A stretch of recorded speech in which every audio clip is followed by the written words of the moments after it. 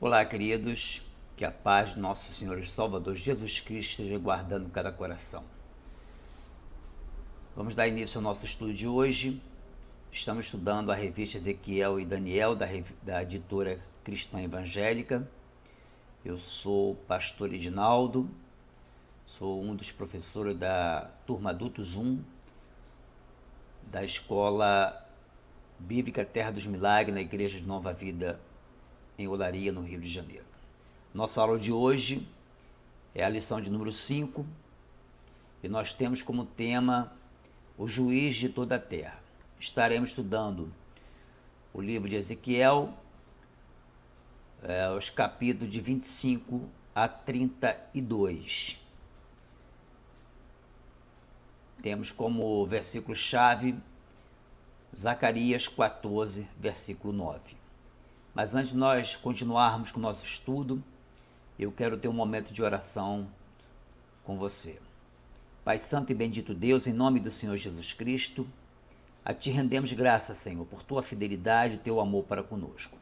Pelo privilégio que o Senhor nos concede poder estarmos aqui, ó Deus, onde nós vamos desfrutar, Pai, do ensino através, ó Deus, dessa lição, ó Deus, onde nós com certeza estaremos aprendendo mais sobre a Tua vontade, sobre as nações, ó Deus. Ministra a cada coração, dá-me sabedoria e discernimento para aplicar, Deus, esta aula de maneira a edificar os meus irmãos, Pai. Todos aqueles que possam, de alguma maneira, ser alcançados por essa aula, Senhor Jesus. Possa, Deus, tirar proveito para a sua vida espiritual e ser canal de bênção onde quer que estejam. E que assim seja para a glória e louvor do Teu santo nome. Assim nós oramos e te agradecemos em nome de Jesus. Amém. Queridos, vamos ler o nosso versículo-chave que está no livro de Zacarias. Para nós, eu separei esse versículo porque tem uma informação importante para nós. Zacarias 14, versículo 9 diz: O Senhor será rei sobre toda a terra. Naquele dia, um só será o Senhor e um só será o seu nome. Vamos entender melhor essa questão da nossa lição, que tem como tema o juiz de toda a terra. O alvo da nossa lição,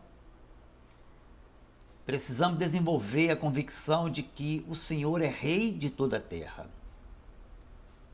Perceber que a forma com que o Senhor lida com os povos revela parte do que Ele é. Compadecer-se das nações e dos povos que estão sob a ira de Deus. Orar pela evangelização de povos não alcançados. Ter atitudes missionárias para a salvação de povos e nações. Na nossa introdução, cabe algumas perguntas.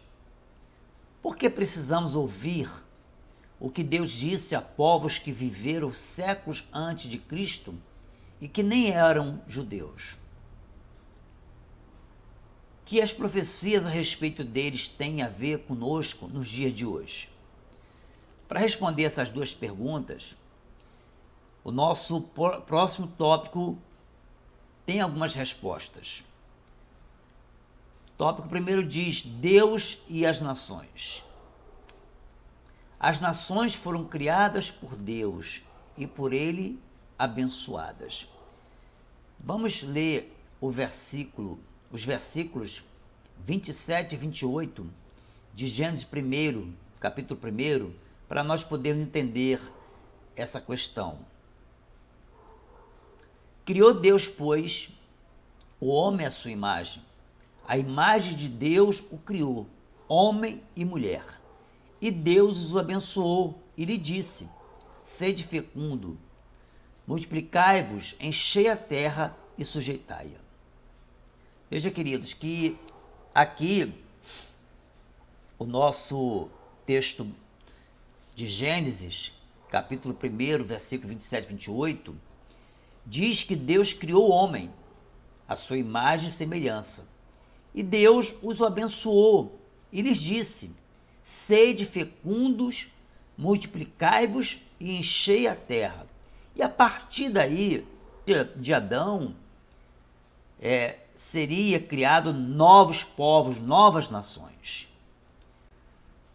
Vamos ver o tópico seguinte. Todas as nações têm lugar nos propósitos de Deus.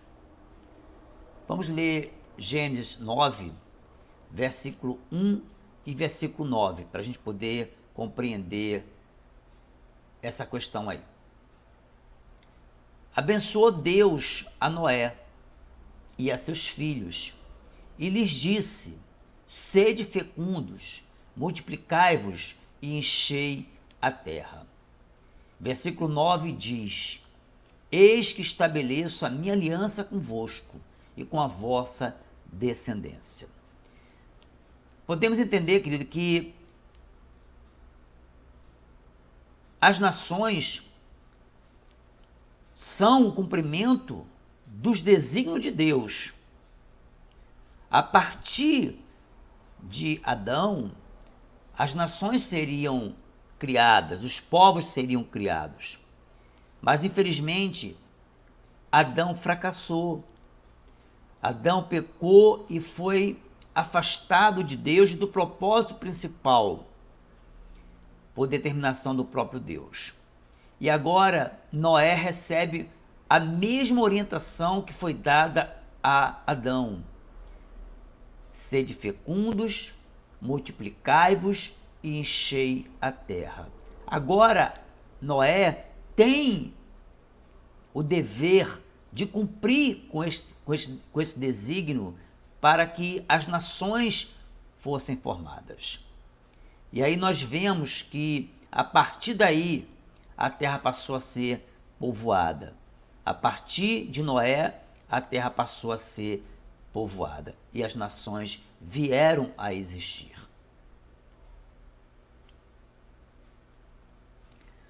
Deus e as nações.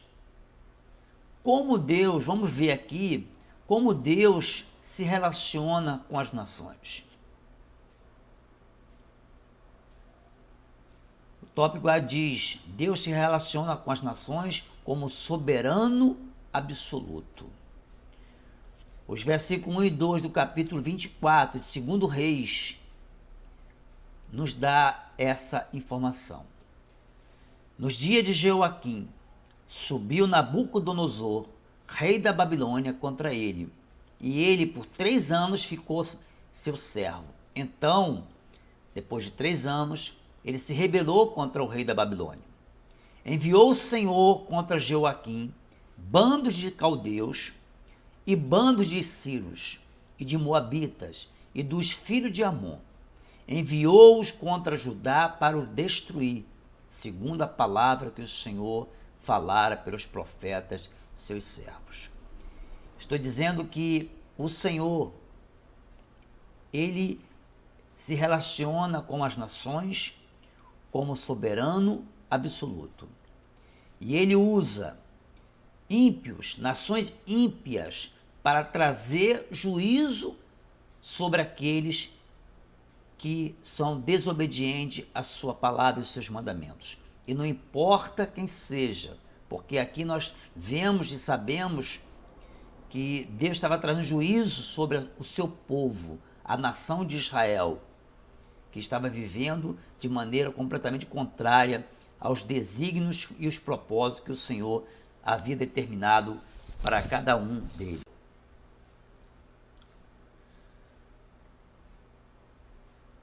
Tópico B diz: como Deus se relaciona com as nações, como juiz supremo. Os versículos, finalzinho do versículo 25 do capítulo 18 de Gênesis, traz uma informação importante para a gente. Depois você pode ler o versículo todo, que trata-se de uma conversa que Abraão estava tendo ali com Deus, uma vez que Deus iria destruir a cidade de Sodoma e Gomorra.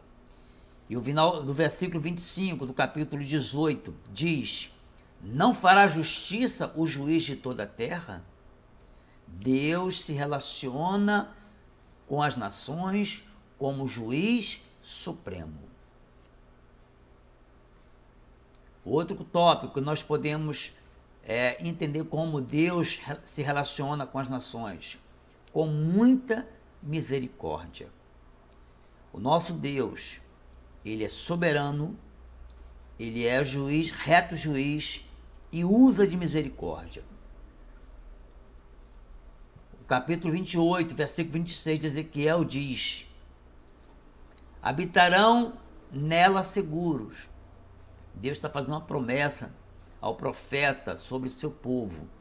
Habitarão nela seguros, edificarão casas e plantarão vinhas. Sim, habitarão seguros quando eu executar juízo contra todos que os tratam com desprezo ao redor deles, e saberão que eu sou o Senhor, seu Deus. Então veja que Deus se relaciona com as nações de maneira misericordiosa, porque Deus estava tendo compaixão do seu povo e misericórdia pelo seu povo, depois de ter levado o cativo para a Babilônia. Outro tópico, como Deus se relaciona com as nações. Deus ama todas as nações. E nós podemos afirmar isso lendo o livro de Jonas, capítulo 3, versículos de 1 a 5. Veio a palavra do Senhor segunda vez a Jonas, dizendo: dispõe-te, vai à grande cidade de Nínive e proclama contra ela a mensagem que eu te digo. Levantou-se, pois, Jonas e foi a Nínive, segundo a palavra do Senhor. Ora, Nínive era cidade muito importante diante de Deus, e de 3 dias para percorrê-la. Começou Jonas a percorrer a cidade caminho de um dia, e pregava e dizia: ainda 40 dias e Nínive será subvertida. O versículo 5 diz: os ninivitas creram em Deus e proclamaram um jejum e vestiram-se de pano de saco, desde o maior até o menor. Então veja, querido, que Deus se relaciona com todas as nações. Deus ama todas as nações. Essa é a maneira que Deus tem de se relacionar com todas as nações, demonstrando seu amor por todas as nações. Aliás, o Evangelho de João, capítulo 3, versículo 16, que diz que Deus amou o mundo de tal maneira, Deus amou as nações, amou os povos de tal maneira que deu seu único Filho unigênito para que todo aquele que nele crê não pereça, mas tenha a vida eterna. Aplicando para os nossos dias, quando Deus chama Abraão e lhe promete posteridade, inclui as nações na bênção prometida. Gênesis 12, versículo 1 a 3. Define também para elas, para as nações, as consequências do seu relacionamento com Israel. Os que abençoarem Israel terão bênção. Porque o versículo diz: abençoarei os que te abençoarem. Os que forem maldosos com eles sofrerão consequências. Amaldiçoarei os que te amaldiçoarem. Tudo isso se explica nas mensagens proféticas às nações e sobre as nações. Então veja, querido, que existe uma promessa que Deus abençoaria todas as nações. E isso nós encontramos em toda a Bíblia, o amor de Deus pelas nações, não somente pelo seu povo, mas também por todas as nações. Mas Deus também não deixa de trazer juízo às nações que rejeitam o amor de Deus e que vivem de uma maneira contrária à sua vontade e ao seu querer. Tópico 2. Israel e as nações. Vamos entender esse ponto aí. Aconteceu o primeiro grande movimento antissemítico no Egito, nos dias de Moisés. O que significa isso? Quando nós falamos de semítico, nós estamos nos referindo ao filho de Noé, Sem. Então, toda a nação de Israel, ela tem origem como patriarca Sem, o filho de Noé. Então, por isso que aqui diz semítico, né? O Egito, de todas as formas, tentou destruir o povo de Deus nos dias de Moisés. Vamos entender essa questão aí.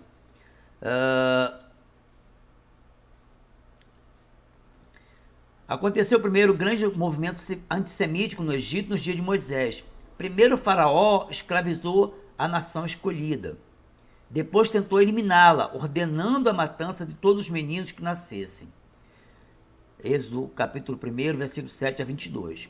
O povo clamou a Deus, que mandou Moisés libertá-los, mas Faraó endureceu o coração e não os deixou sair. Por isso sobrevieram as 10 pragas quando o Senhor executou.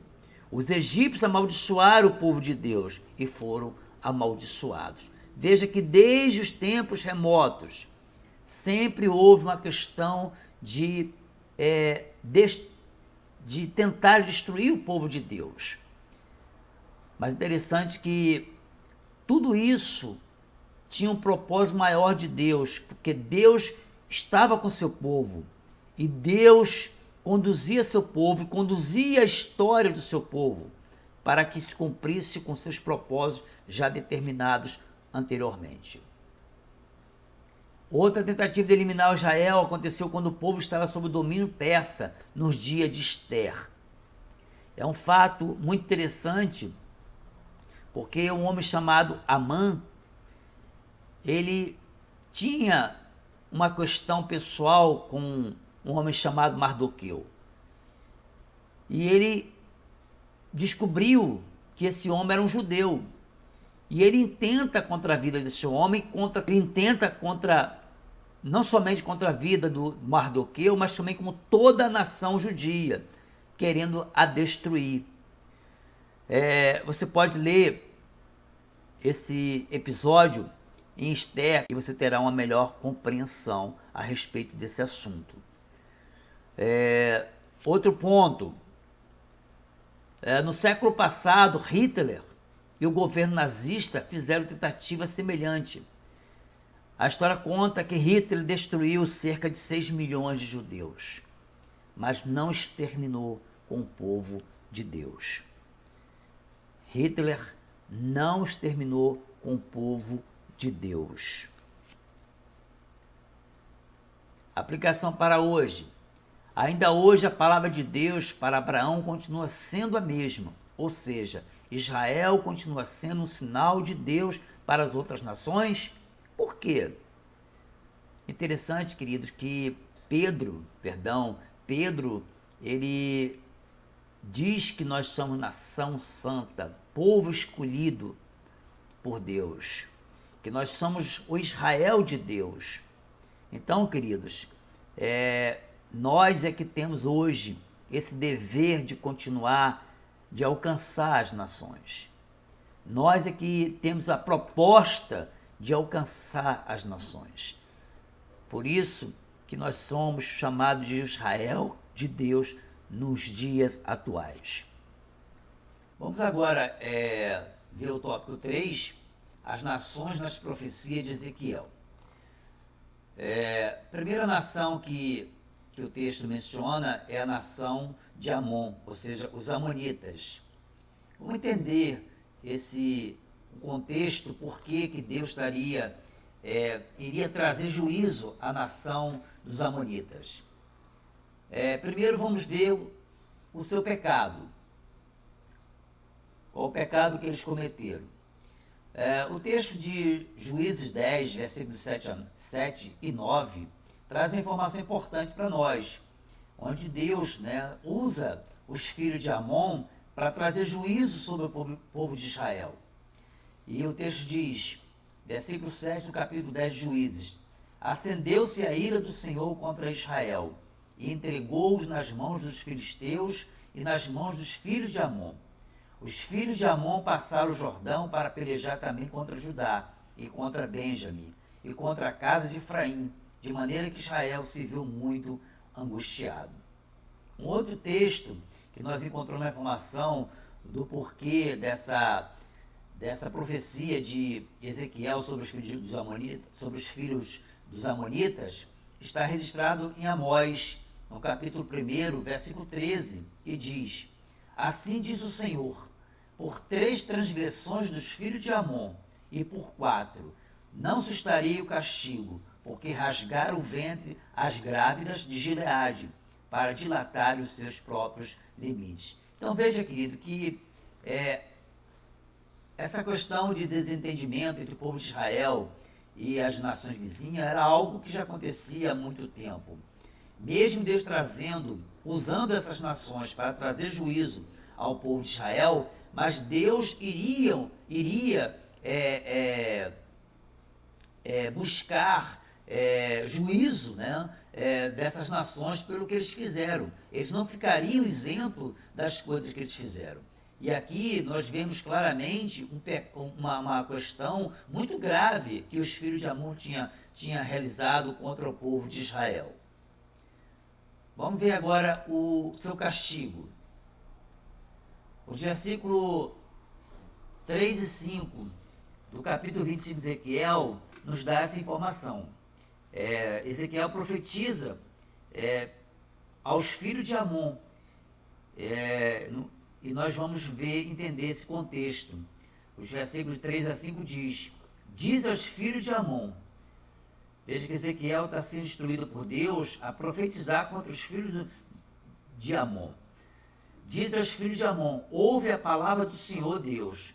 Assim diz o Senhor Deus: visto que tu disseste, bem feito, acerca do meu santuário, quando foi profanado, acerca da terra de Israel, quando foi assolada, e da casa de Judá, quando foi para o exílio, eis que te entregarei ao poder dos filhos do Oriente, e estabelecerão em ti os seus acampamentos, e porão em ti as suas moradas. Eles comerão os teus frutos, e beberão o teu leite. Farei de Rabá uma estrebaria de camelos, e dos filhos de Amon um curral de ovelhas. E sabereis que eu sou o Senhor. Então veja, queridos, que Deus está trazendo castigo sobre os filhos de Amon pelas suas práticas contra o seu povo, contra os filhos de Israel.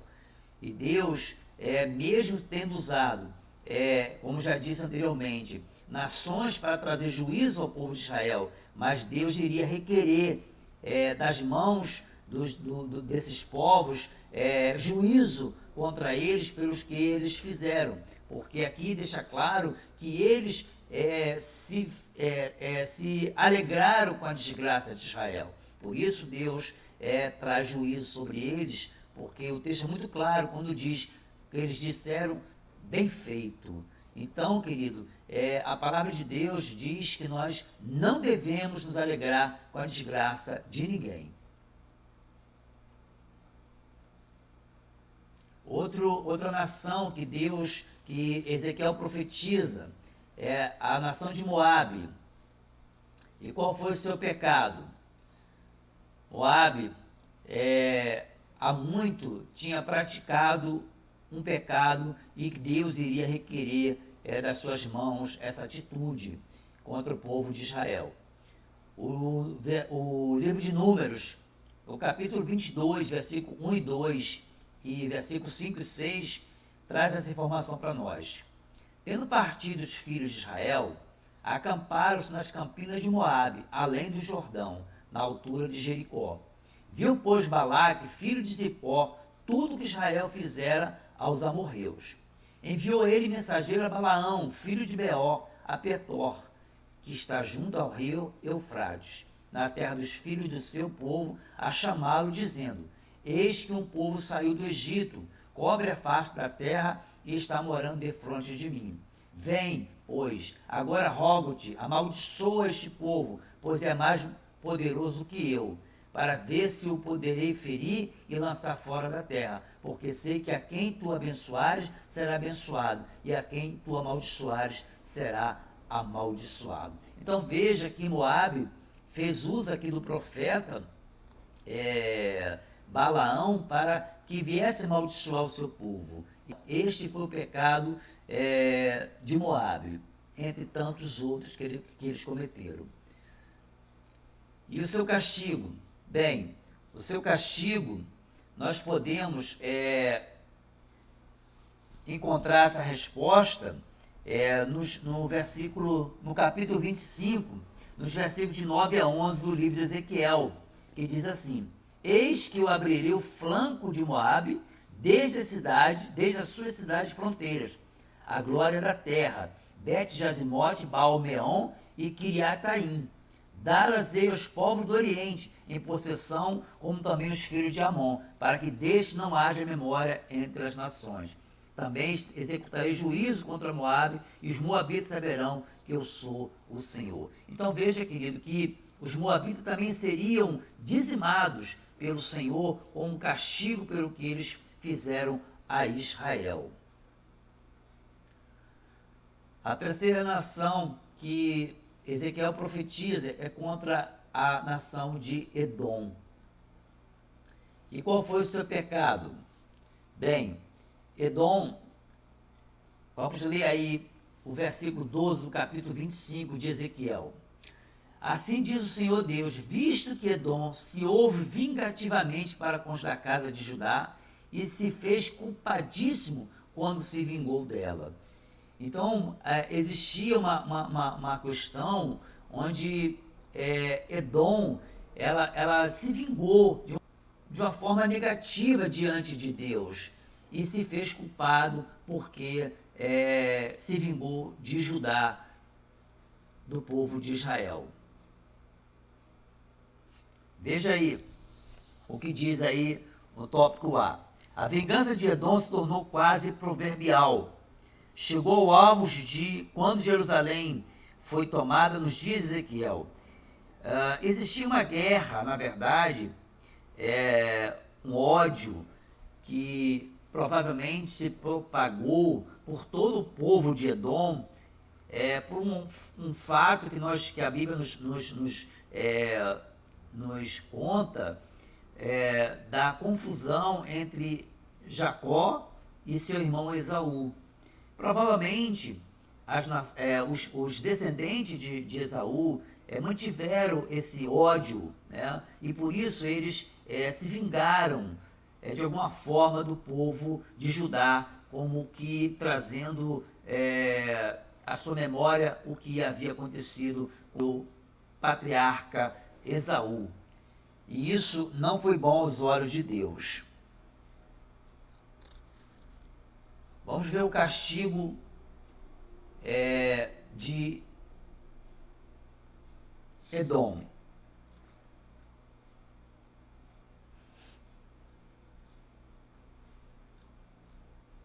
Nós podemos encontrar o castigo aqui de Edom lendo os versículos de 13 a 14 do capítulo 25 de Ezequiel.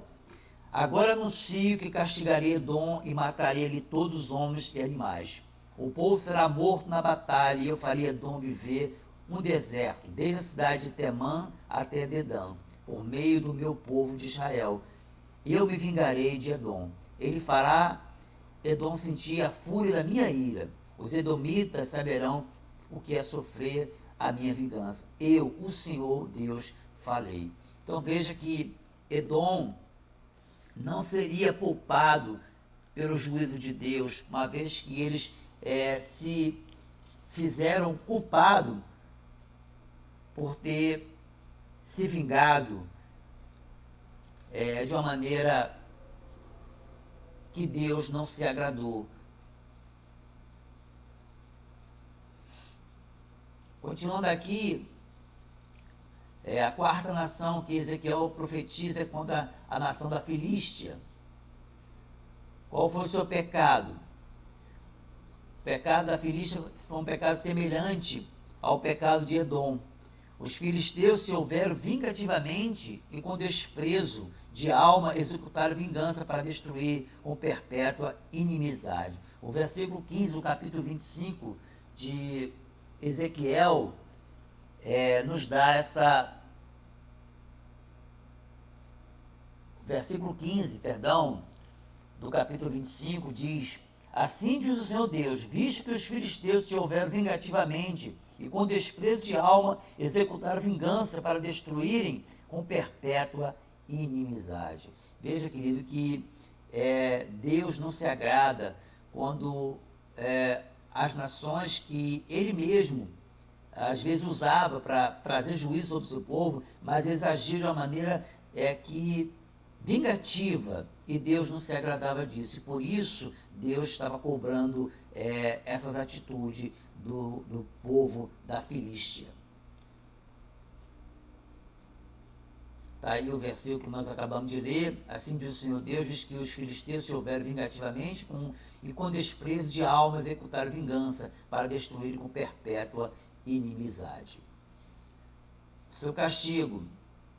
Nós vamos encontrar aí essa questão contra a Filístia, nos versículos 16 e 17 do capítulo 25, que diz: Assim diz o Senhor Deus, eis que eu estendo a mão contra os filisteus, e eliminarei os quaretitas, e farei perecer o resto da costa do mar. Tomarei deles grandes vinganças, com furiosas repreensões, e saberão que eu sou o Senhor, quando eu tiver exercido a minha vingança contra ele. Então veja, querido, que Deus, o próprio Deus, iria vingar o seu povo por tudo quanto eles tinham feito contra o povo de Israel. A quinta nação que Ezequiel profetiza é sobre a nação de Tiro. E qual foi o seu pecado? Bem, antes de nós falarmos do pecado de Tiro, vamos ver um pouquinho aqui da história sobre essa cidade, sobre essa nação. Tiro é uma nação que é muito bem situada à beira-mar. Era uma nação riquíssima, um povo que desfrutava de uma navegação e de muitos negócios por ser uma cidade costeira, onde tinha porto, e isso fazia com que eles negociassem de uma maneira assim extraordinária, em função da localização da cidade, porque a cidade que dispunha de um porto, ela normalmente era bem sucedida por essa questão, porque era onde atracavam os navios e que dava condições para que o comércio fluísse de uma maneira que trazia condições financeiras favoráveis para aquela nação, para aquela cidade, para aquela região. E vamos ver então o pecado de Tiro. O versículo 2 do capítulo 26 traz essa informação para nós. Filho do homem, visto que Tiro disse no tocante a Jerusalém, bem feito, está quebrada a porta dos povos, abriu-se para mim, e eu me tornarei rico, agora que ela está assolada. Então veja, querido, que Tiro também se alegrou com a desgraça de Jerusalém. E por isso Deus iria trazer juízo à cidade, à nação de Tiro. Seu castigo. Veja que Tiro, mesmo toda a sua grandeza, riqueza, imponência, tudo seria destruído no mar. Olha que diz aí o versículo de 3 a 5 do capítulo 26. Assim diz o Senhor Deus, eis que estou contra ti, ó Tiro, e farei subir contra ti muitas nações, como faz o mar subir as suas ondas. Elas destruirão os muros de Tiro e deitarão abaixo as suas torres, e eu varrerei o seu pó e farei dela penha descalvada. No meio do mar virá ser um enxugadouro de redes, porque eu anunciei, diz o Senhor Deus, e ela servirá de desposo para as nações. Então veja, querido, que Tiro seria devastada, porque o Senhor, o Deus de Israel, traria juízo sobre a cidade de Tiro e faria dela uma desgraça total, que talvez eles nem imaginassem que um dia poderia suceder com eles, em função de todo o poder de riquezas que eles tinham e provavelmente de apoio de outras nações que se julgavam tão poderosas quanto ela. Mas o nosso Deus, Ele é o Senhor, Ele é o Rei de toda a terra, Ele é o Senhor de toda a terra. A quinta nação que Ezequiel profetiza, a nação do Egito. Vamos ver aqui o castigo do Egito. Qual o seu pecado? O Egito era uma nação autossuficiente e orgulhosa. Veja, querido, que o que diz o versículo 3 do capítulo 29 de Ezequiel.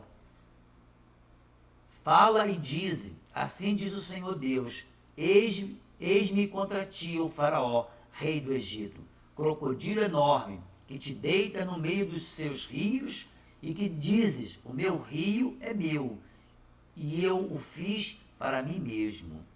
Então veja, querido, que o Egito se julgava ser dono daquilo que ele não criou, mas ele se intitulava como se tivesse criado, negando a existência de Deus como Criador de todas as coisas.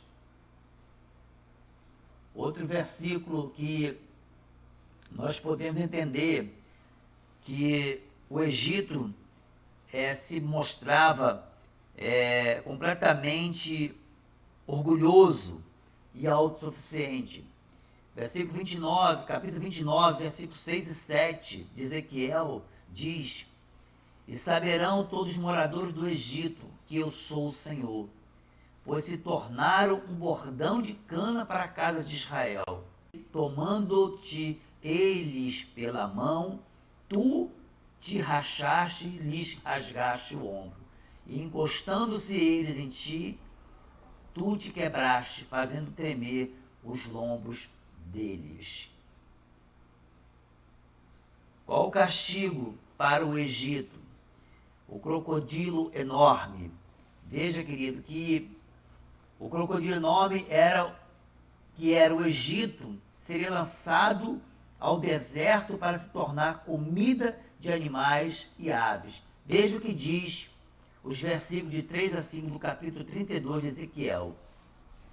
Assim diz o Senhor Deus: Estenderei sobre ti a minha rede, no meio de muitos povos, que te puxarão para fora da minha rede. Então te deixarei em terra, no campo aberto te lançarei e farei morar sobre ti todas as aves dos céus, e se fartarão de ti os animais de toda a terra. Porei as tuas carnes sobre os montes, e encherei os vales da tua corpulência. Então, aqui está um mapa das regiões onde Ezequiel profetizou. Temos aí a região de Amon, mais abaixo aí a região de Moabe, a região de Edom, a região dos filisteus ou da Filístia, né? A região lá em cima de Tiro, que está ali na região dos heveus, e o Egito aqui embaixo, no finalzinho do mapa à esquerda aí. Só para a gente poder situar aí onde se encontraram as regiões que o profeta Ezequiel profetizou contra elas. E para nós concluirmos, todos os povos, todas as raças precisam ouvir da graça desse Deus maravilhoso. Deus conta comigo e com você para alcançar as nações. Veja o que diz a carta de 1 de Pedro, capítulo 2, versículo 9 e 10. Vós, porém, sois raça eleita, sacerdócio real, nação santa, povo de propriedade exclusiva de Deus, a fim de proclamar as virtudes daquele que vos chamou das trevas para a sua maravilhosa luz. Vós sim, que antes não eras povo, mas agora sois povo de Deus, que não tinhais alcançado misericórdia, mas agora alcançaste misericórdia. Veja, querido, que nós é que temos essa atribuição de hoje alcançar as nações para Deus, de falar do amor de Deus para as nações. Mais uma informaçãozinha para nós. Deus se preocupa com todos os povos. Todos prestarão contas a Deus. Todos precisam ouvir o Evangelho da Graça, pois este é o único caminho pelo qual as nações entrarão no céu. Olha o que diz Gálatas 3, versículo 26 a 29. Pois todos vós sois filhos de Deus mediante a fé em Cristo Jesus. Porque todos quantos fostes batizados em Cristo, de Cristo vos revestistes. De Sarte não pode haver judeu nem grego, nem escravo nem liberto, nem homem nem mulher, porque todos vós sois um em Cristo Jesus. E se sois de Cristo, também sois descendentes de Abraão e herdeiros segundo a promessa. Veja, amados irmãos, esta aula eu quero crer que trouxe muitos ensinamentos para nós. Começamos falando de Adão, que deveria propagar a terra e ser pai de muitas nações. Após a destruição da terra, com o dilúvio, Deus separa um homem chamado Noé. Este homem, ele aqui tem agora a obrigação de perpetuar a terra, de criar, e através dele, criar nações. Porque Deus deu a mesma ordem, tanto a Adão quanto a Noé. Crescei e multiplicai-vos, e povoai a terra. Veja que Israel foi criado a partir da promessa feita a Abraão. E Israel tinha por dever alcançar as nações para o nosso Deus. Agora, nos dias de hoje, a Igreja de Cristo Jesus, que sou eu, que é você, que somos nós, é que temos essa obrigação, esse dever de clamar a Deus pelas nações, de interceder pelas nações, para que Deus tenha misericórdia das nações, porque certamente Deus não quer destruir as nações, Ele quer salvar as nações. Mas como salvar se não há quem pregue? Como alcançar vidas se não há quem vá pregar o Evangelho? Por isso, queridos, a importância quando Jesus disse para todos nós: ide por todo o mundo e pregai o Evangelho a toda criatura. Nós cristãos, nós, os filhos de Deus, a Igreja de Jesus na terra, é que tem essa obrigação de alcançar as nações. Porque certamente todos nós daremos conta um dia ao Senhor. Quando estivermos diante dele, nós daremos conta de tudo que nós fizemos aqui.